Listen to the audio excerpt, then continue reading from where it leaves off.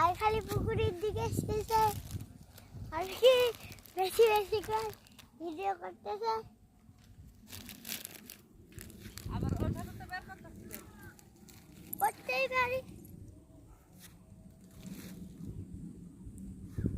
বের করবো না মাথায় কি ফেললেও নাই একটু স্ক্যান বের করেছি খালি গলা করতে